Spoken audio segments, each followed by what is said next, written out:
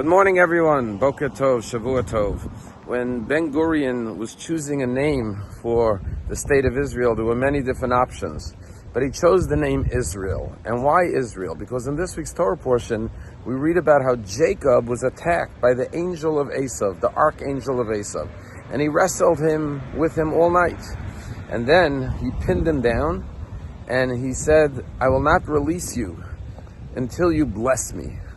And he says, what's your name? He says, my name is Jacob. He says, okay, from now on, your name shouldn't be Jacob, it should be Israel, Yisroel, because Yisroel means to wrestle with man and with God. You wrestled with man and with God, and you prevailed.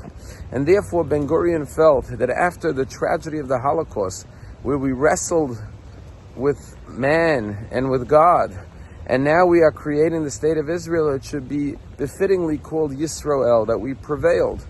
But why does Jacob even ask for a blessing from the angel of Esav, who tried to harm him and did injure him? Because it says Jacob walked away limping from this encounter. If imagine, God forbid, you were attacked by a mugger, by a hoodlum in the street, and you pinned him down and called the police, and then the police come and they arrest him, and as he's being escorted into the police car with cuffs on him, you say, hey, by the way, give me a blessing. Who needs this guy's blessing? Why does he want his blessing? Although he was an angel, he was an angel that came to harm him, to hurt him.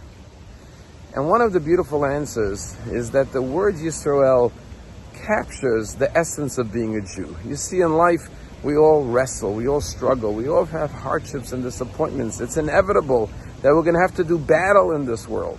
But the question is, what do we do when we encounter a struggle? How do we walk away from that struggle? Do we walk away, God forbid, defeated?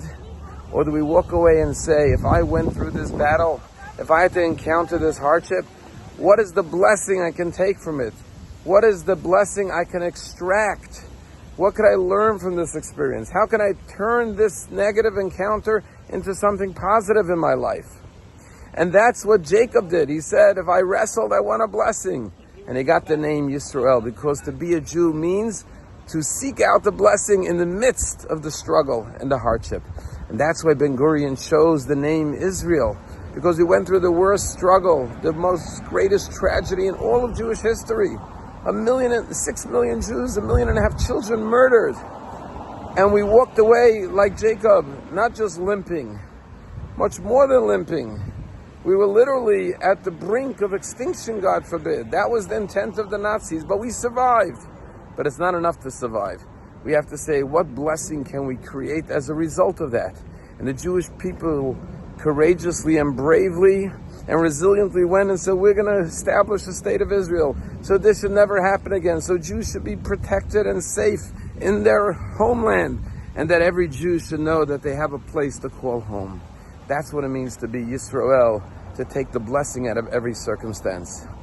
There was a story that happened in Israel a number of years ago. There was a yeshiva boy, and he was dating, but every girl he dated after the first date was not interested in seeing him again.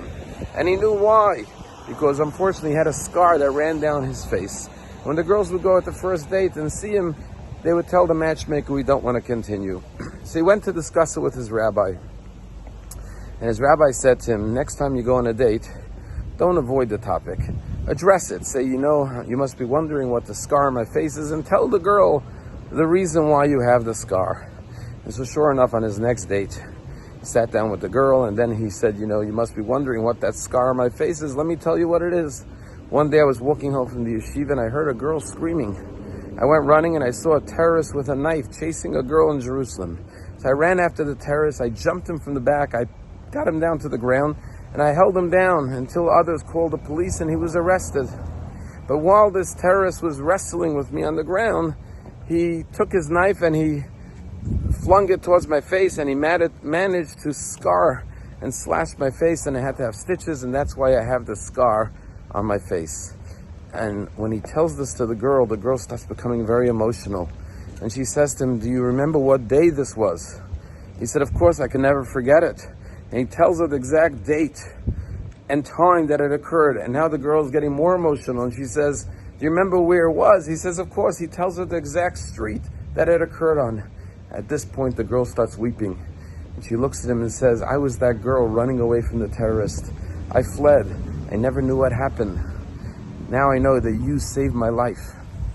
And of course, they ended up falling in love and getting married, because she no longer saw the scar as a blemish, but as a beauty mark, a sign of courage, of strength, of resilience.